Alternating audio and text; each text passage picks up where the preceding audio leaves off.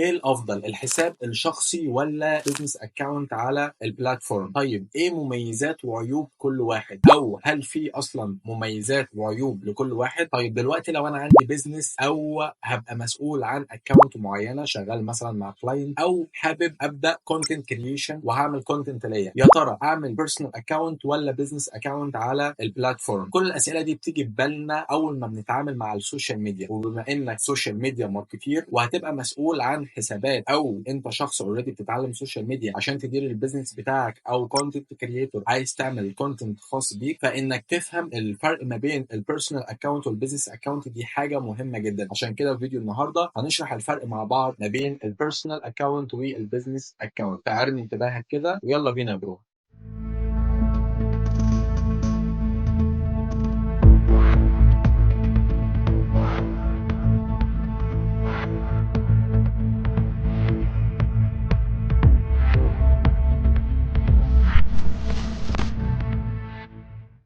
العوافي عليكم في فيديو جديد من كورس السوشيال ميديا ماركتينج 101. هنتكلم النهارده مع بعض بشكل اعمق سيكا عن موضوع مهم جدا وخطير في البيزكس بتاع السوشيال ميديا ماركتينج، الا وهو الفرق ما بين البيرسونال اكونت والبيزنس اكونت على السوشيال ميديا، وهل في فرق فعلا ما بينهم ولا في الاخر بنزل بوستات يا برو زي ما بيقولوا.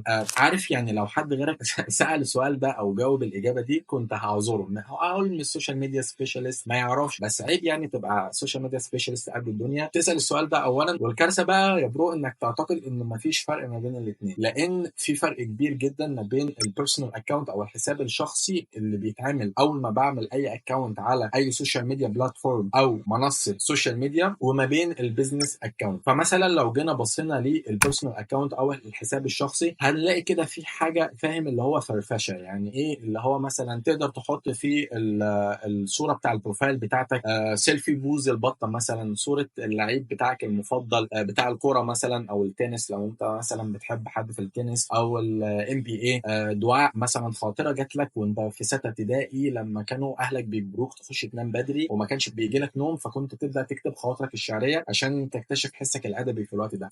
فوقتها ممكن ايه نبدا الحاجات دي ممكن تتشير على البيرسونال اكونت، لان في الاول وفي الاخر بتبقى دايره المعارف عليه، عارف انت، مغلقه مقتصره على صحابك ومعارفك والعيله والمجتمع والناس. فتقدر مثلا تشارك ميمز، صوره اللعيبه زي ما قلت لك، صوره القطط بتاعتك او بتاعتك، تجارب الاكل اللي على الاغلب بتبقى اتحرقت او بقت بالفشل، فبيبدا بقى يحصل عليها انجيجمنت مع الاهل وكده ومحدش غريب بيشوفها. على الناحيه الثانيه خالص بقى بيبقى البيزنس اكونت او حساب البيزنس بتاعك اللي على السوشيال ميديا بلاتفورم. ده تحسه بقى كده اللي هو ايه، اخوك الكبير لابس بدله كده وحد وقور جدا في نفسه. لازم ان الصوره تبقى بروفيشنال اولا وهاي كواليتي، ما ينفعش تجيب صوره بيكسل او تبقى حالتها البلد زي ما بيقولوا وتحطها كبروفايل بيكتشر لحساب بيزنس. يعني دي مش حاجه غلط، دي كارثه، ديزاستر حرفيا. فلا ما تعملش كده ابدا، لازم ان الصوره تبقى محترمه كده وهاي كواليتي مع بايو بتقول للناس هو الكلام على ايه، يعني البيزنس بتاعك ده او الكونتنت بتاعك بيدور حوالين ايه. ولازم تخلي بالك من حاجه مهمه جدا، ان في البايو عدد الكلمات بيبقى محدد جدا، بيبقى بعدد حروف او عدد كلمات معينه، فلازم الكلام بتاعك يبقى مختصر وبيشرح بشكل كده مبسط هي الحدود على ايه، او البيزنس او الاكونت ده بيعمل ايه بالظبط. طيب ليه دي حاجه مهمه جدا؟ لان ده اولا بيعرف الجمهور بتاعك انت بتبيع ايه او بتقدم ايه. ثاني حاجه بيساعد الالجوريزم انه يعمل ريكومنديشن للكونتنت بتاعك او يوديه للجمهور بتاعك اللي مهتم بيه فعلا. كمان البايو بتاعتك لازم توري فيها التون اوف فويس بتاعتك، الطريقه اللي انت هتتكلم بيها مع الناس. في منصات مثلا الطريقه بتبقى مثلا بروفيشنال زي حاجه مثلا زي لينكد ان، في منصات ثانيه بتبقى سيمي برضو على حسب نوع البيزنس. فانت بتبدا تختار يا ترى التون اللي انا هتكلم فيها او هتكلم بيها مع الناس هتبقى بروفيشنال ولا سيمي بروفيشنال ولا فريندلي ما بين كده وما بين الناس، هيبقى في ميمز مثلا هتبقى بطريقه انجيجنج اكتر. كل الحاجات دي بتبدا تحددها بناء على الباير بيرسونا، وده حد مهم جدا هنبدا في الكورس ده برضو نتكلم عليه ونتكلم ازاي تعمل باير بيرسونا صح وتارجت الاودينس بتاعك بشكل صح. ويمكن اخطر واصيع حاجه موجوده في البيزنس اكونت هي حته الانسايتس والاناليتكس اللي انت تقدر تشوفها عن عن جمهورك وعن تفاعل الجمهور بتاعك مع المحتوى والاكونت بتاعك بشكل عام. على عكس الحساب الشخصي بتبقى الدنيا محدوده، ما تقدرش تشوف مين، تقدر تشوف اللي عمل لك فولو واللي بيعمل لك لايكس على الكونتنت، بس ما تقدرش مثلا تشوف ان الكونتنت ده راح ريتش قد ايه او الفيوز كانت